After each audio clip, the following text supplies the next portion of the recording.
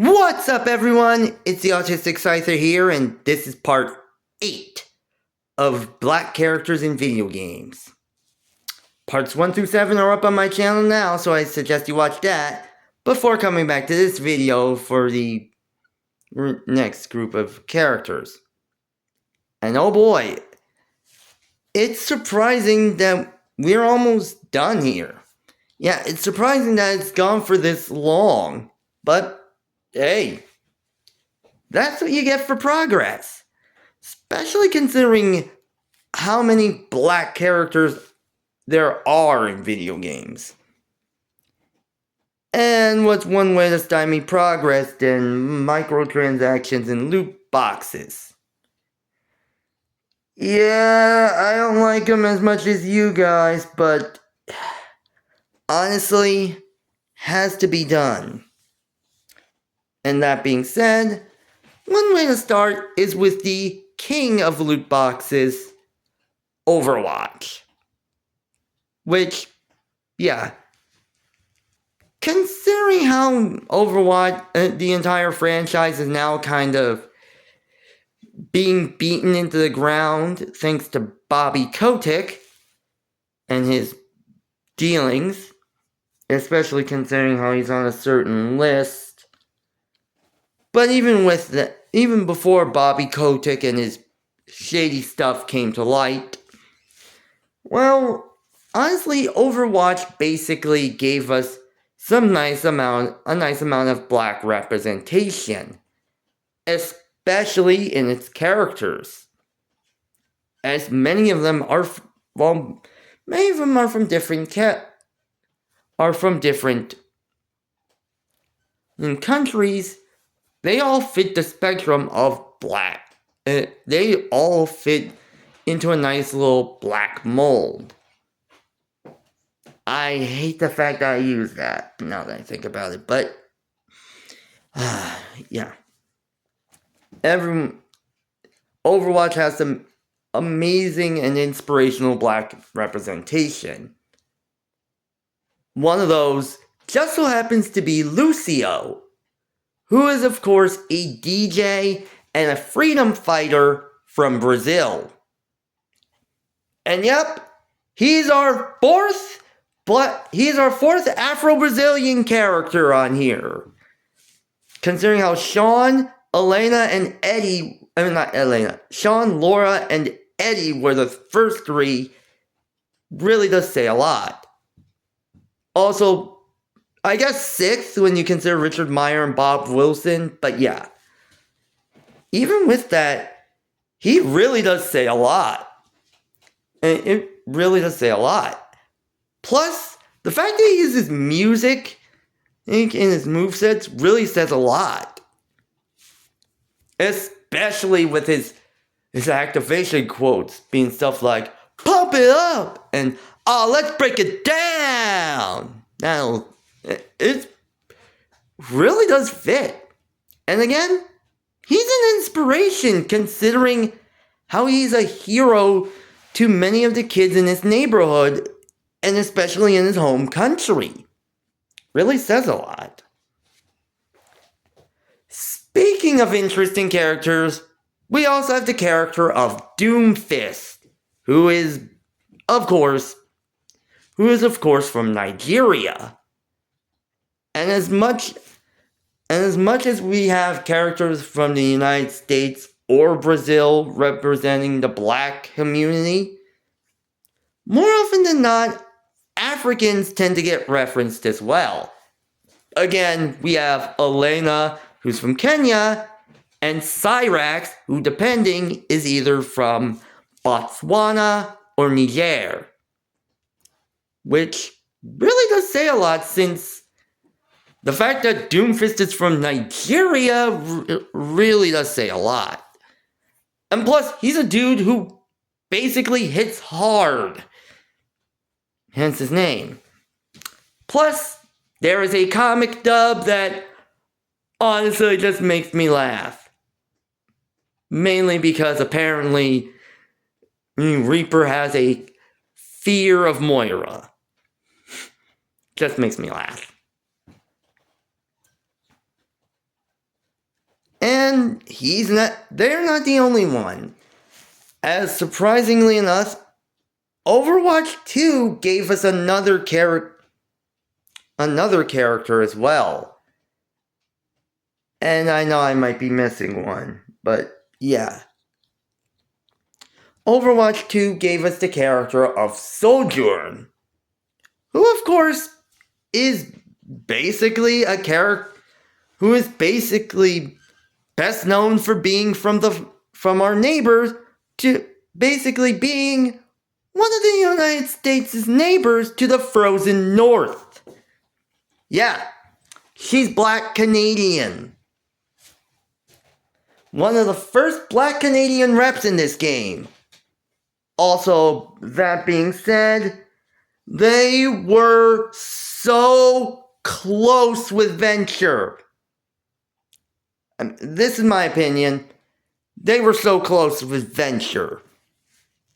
Because, again, they could have essentially made Venture not only black, another Black Canadian rep, being from Vancouver, as well as non-binary. But, hey, Mexican-Canadian is a perfect amount of rep when you think about it. And, honestly, we're hitting all the boxes here, so really does say a lot. And the final one from Overwatch just so happens to be Baptiste, who is not as well known as Doomfist or Lucio, but considering he's one of those from the first who showed up in the first Overwatch game, really says a lot. And he's our first Haitian rep, so yeah. Again, I'm surprised we don't have that many characters from Haiti. Really says a lot. But speaking of Overwatch, you can't think of Overwatch without thinking of the game that more tends to, well, compete with it. That being League of Legends.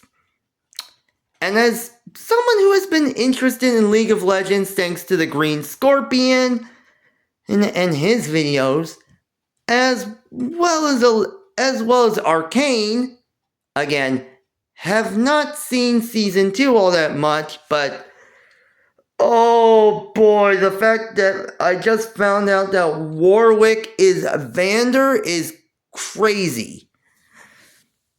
But yeah, it's very fair to say that League of Legends basically has its fair amount of black rep.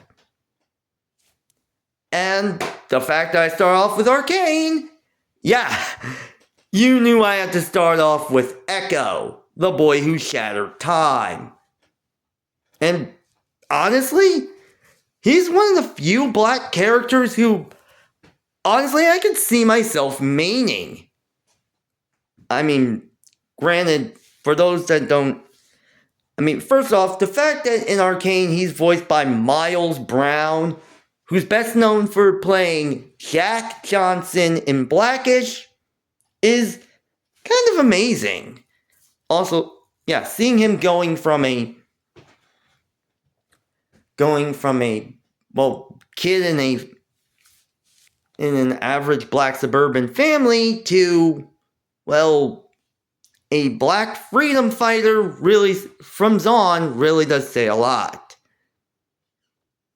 Of course, it's different in the game, as he's voiced by Anthony Del Rio, the voice of Silas and Percy from Fire Emblem Fates, and Pit from Kid Icarus Uprising. So, yeah, there's a good chance I can't think of Echo without hearing, "Floor ice cream gives you health." It's really something when you think about it. But he's not the only black character that showed up, as there are a lot of other characters who also fit the black who also became solid champions. These include the light gun wielding Lucian, who basically kind of looks badass. Yeah, he looks a lot like a mix of Morpheus from the Matrix and Felix from Fire Emblem Three Houses. And the fact that he's doing that to find he went on a crusade to find his wife really does say a lot. But then there's his said wife, Senna.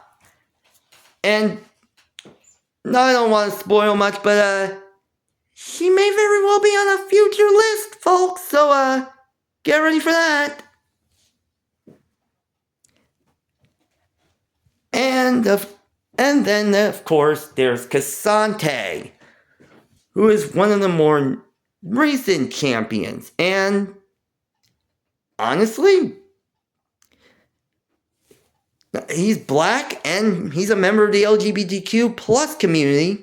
So, hitting two boxes at the same time really does say a lot. Plus, I've seen the music video for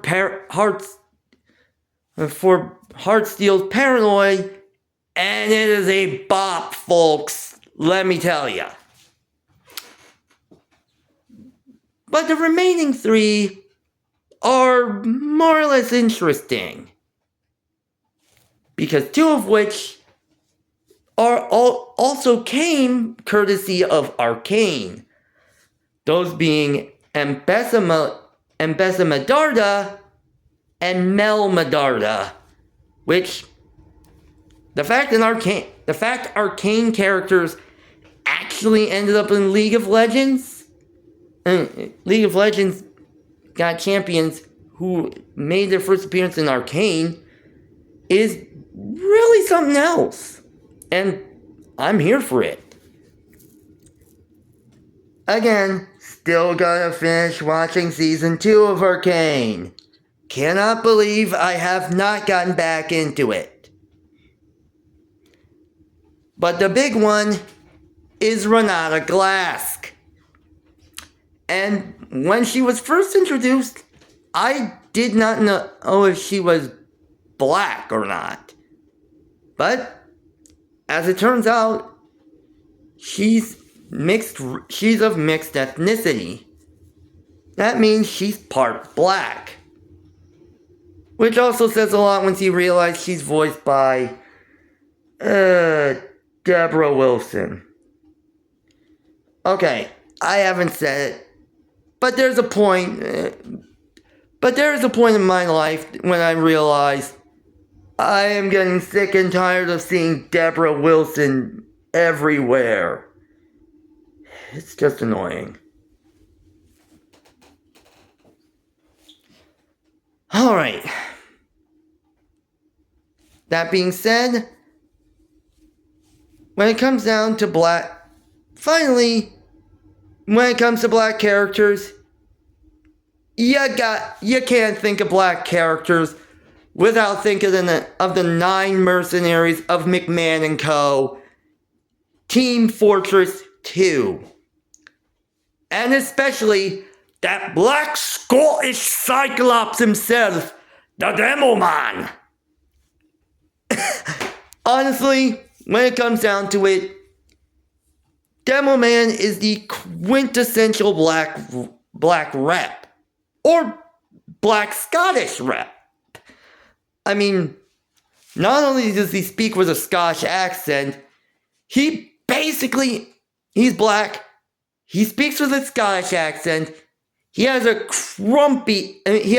he carries around a bottle of Scrumpy, he's basically your standard Glaswegian blood knight.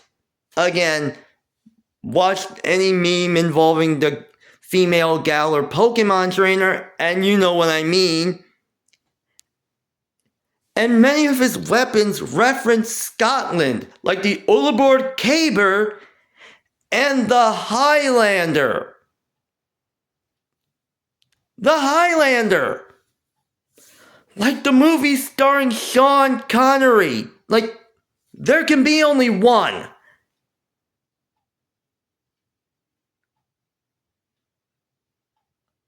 Oh, I need to play Team Fortress 2, oh my god.